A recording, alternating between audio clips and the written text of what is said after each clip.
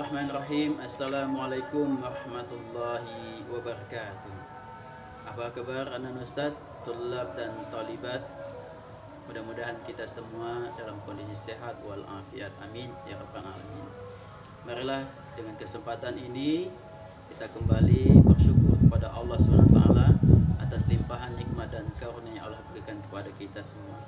Sehingga dengan izin Allah, walaupun dalam suasana pandemi, tapi Allah berikan cara lain bagi kita untuk belajar dengan cara baru, diantaranya dengan virtual yang saat ini kita jalani bersama. Mudah-mudahan pembelajaran apapun yang kita gunakan, apapun alat yang kita gunakan, semua itu bernilai ibadah di sisi Allah SWT. Amin ya rabbal alamin. Salam dan salam semoga tercapai pada kita Nabi Muhammad sallallahu alaihi wasallam, juga pada keluarga, para sahabat dan kita selaku umatnya, mudah-mudahan diistiqomahkan oleh Allah Subhanahu wa taala. Amin ya rabbal alamin. Sebelum kita belajar, saya ingatkan kepada kita semua, mudah-mudahan kita selalu terbiasa untuk mengikuti protokol kesehatan yang telah disampaikan oleh pihak pemerintah kita, agar kita terhindar dari penyakit yang tidak kita inginkan, dan juga kita menghindarkan orang dari orang yang terjangkit dengan kita. Mudah-mudahan kita semua dalam lindungan Allah Subhanahu wa taala. Ustaz, tulab dan talibat yang dimuliakan Allah Subhanahu wa taala, saat ini kita akan belajar tentang D2Q, khususnya tahsin, yakni bab yang keempat, pembelajaran siklus yang keempat setelah kemarin kita mengikuti siklus 1, 2 dan 3. Dan hari ini kita akan mempelajari tentang mad tabi'i. Namun sebelum itu, mari kita awali kegiatan ini dengan sama-sama berdoa kepada Allah Subhanahu wa taala, yakni dengan doa bersama. Mari kita awali pembelajaran ini dengan basmalah, bismillahirrahmanirrahim, dan doa, mudah-mudahan kita mendapatkan keberkahan. Bismillahirrahmanirrahim. Raditu billahi rabba wa bil islami dina wa bi Muhammadin nabiyya wa rasula. Rabbi zidni ilma warzuqni fahma. Amin ya rabbal alamin. Mudah-mudahan Allah berikan kepahaman kepada kita semua untuk mempelajari setiap pelajaran yang diberikan kepada kita semua. Baik Ustaz, sebelum ke materi, Ustaz sampaikan kepada kita semua judul materi kita saat ini, yakni mad tabi'i. Mad tabi'i. Nah, sebelum itu saya sampaikan pembelajaran kita ini kompetisi dasarnya yang pertama, kita memahami konsep mad tabi'i. Konsep mad tabi'i. Yang kedua, kita terampil untuk menerapkan konsep mad tabi'i itu sendiri. Itu KD pembelajaran kita hari ini. Dan apa tujuan kita mempelajari dari mad tabi'i ini? Tidak lain supaya kita selaku peserta didik, antum mampu memahami konsep mad asli, ya, alif dan waw dalam membaca Al-Quran.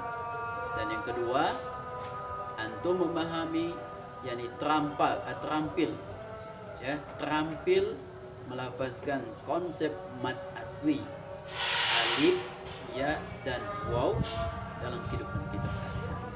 Nah, itu yang perlu kita pahami, kenapa kita mempelajari mad tabi'i ini.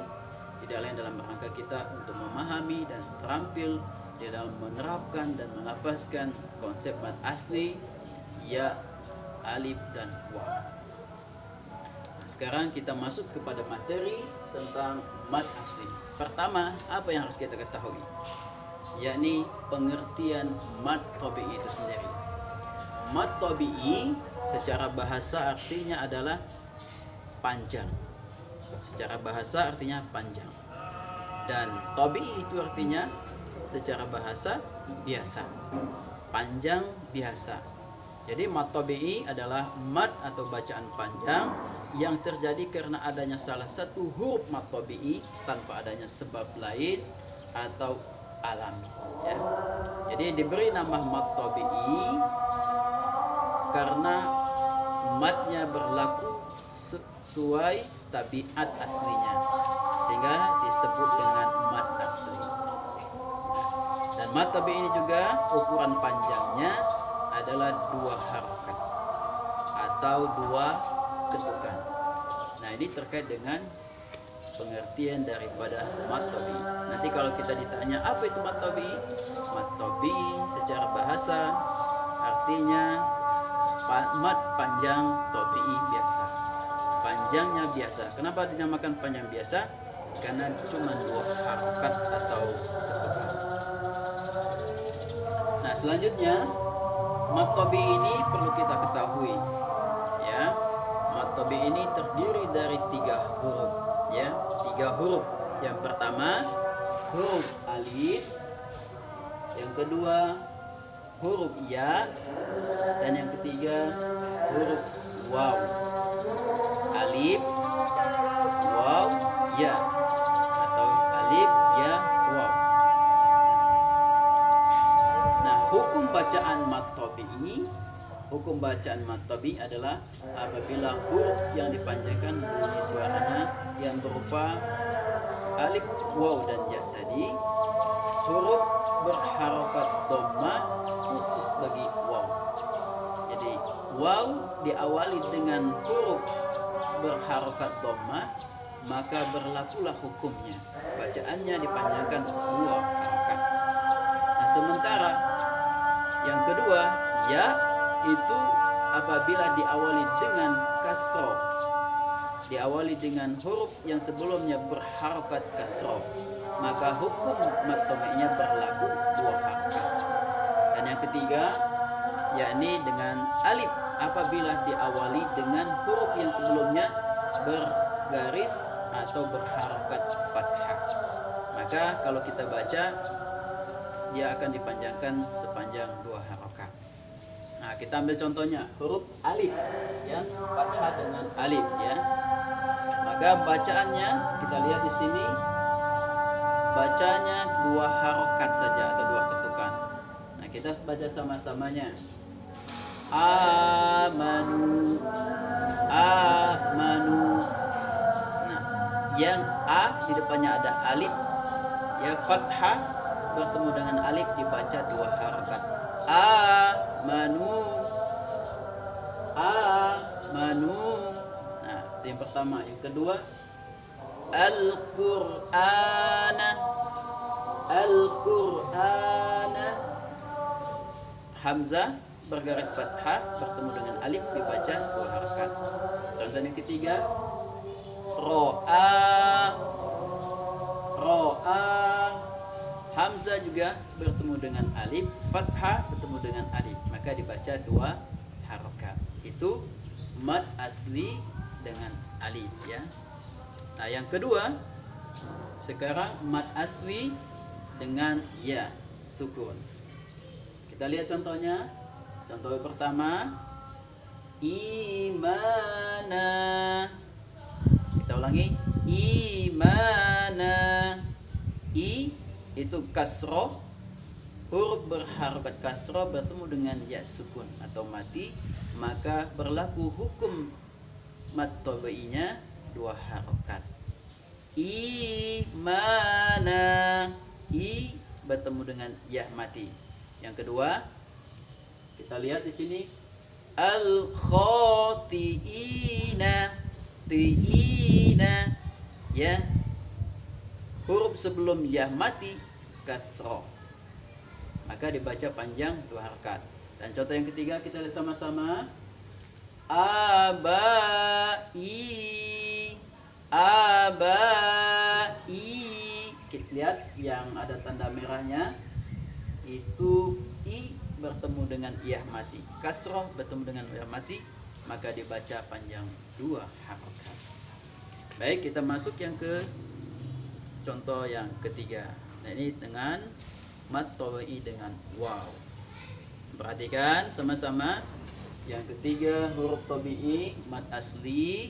Yang ketiga contohnya kita lihat sama-sama. Waw, ya, diawali dengan dhammah.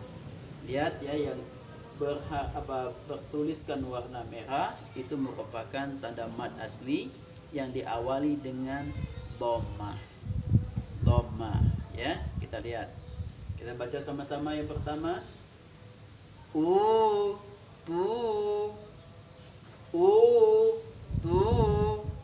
baca 2 harokat. Yang kedua kita baca lagi yurauna,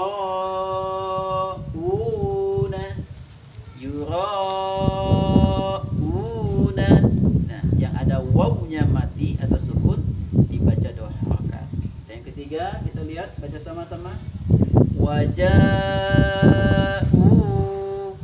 waja'u. Nah, dhamma bertemu dengan waw mati, maka berlakulah hukum mad tabi'inya dibaca menjadi panjang biasa 2 harokat. Nah, itu diantara contoh-contoh dari huruf-huruf mad tabi'i yang berlaku apabila diawali dengan huruf-huruf yang bersesuaian. Kalau alif diawali dengan fathah, maka berlakulah panjang 2 harokat. Kalau mad asli atau mad tabi'i ya diawali dengan kasroh, maka berlakulah hukum mad tabi'i ya dengan 2 harokat panjangnya. Dan yang ketiga, apabila waw sukun diawali dengan huruf berharokat dhamma, maka berlakulah hukum mad tabi'i wawnya panjang 2 harokat. Nah, sekarang kita sama-sama baca surat ini dan kita tentukan mana mad tabi'inya. Oke, kita baca, lihat di sini. Surat pendek yang ada di juz 30. Kita bisa baca sama-sama. Bismillahirrahmanirrahim. Oke. Qul a'udzu birabbil falaq.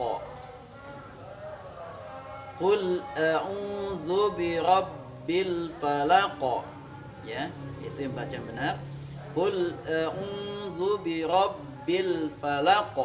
Nah, a di depannya itu ada ain, dhamma bertemu dengan waw. Itu adalah huruf mad tabi'i. Yang kedua, min syarri ma khalaqa. Ma bergaris bawah itu menunjukkan mad tabi'i. Dan yang ketiga, wa min syarri ghasiqin idza waqab. Di situ ada 2, gha atau ghain dan juga za bertemu dengan alif juga. Dan yang keempat kita baca sama-sama, kita perhatikan. Wa min syarrin naffatsati fil uqad. Nah, itu juga bertemu dengan alif. Kita lihat ada di situ tanda panjang 2 harokat ya, di fa dan sa. Itu menunjukkan dia panjang 2 harokat. Dan yang terakhir, wa min syarri hasidin idza hasad. Nah, itu juga menunjukkan panjang 2 harokat. Nah, ini Ustaz sedikit pembelajaran tentang apa mad tabi'i. Nah, mudah-mudahan kita semua tetap tekun untuk mempelajari tasin, mad atau hukum-hukum membaca Al-Quran. Karena kalau kita membaca Al-Quran sebagaimana Rasulullah bersabda, khairukum man ta'allama Al-Quran wa 'allamah. Sebaik-baik kalian adalah orang yang belajar Al-Quran dan mengajarkannya. Hadis riwayat Bukhari. Mudah-mudahan kita yang belajar karena Allah, selain bernilai ibadah untuk kita mengajarkan kepada orang juga akan menjadi amal jariah bagi kita semua. Apabila mereka bisa karena kita, kemudian mereka juga mempelajarinya, mengamalkannya, mengajarkannya lagi, akan menjadi amal jariah bagi kita semua. Mudah-mudahan pertemuan singkat ini bermanfaat bagi kita semua. Mudah-mudahan Allah membalas kebaikan-kebaikan dan pengorbanan kita semuanya. Mari kita tutup pembelajaran ini dengan sama-sama melafazkan hamdalah dan doa.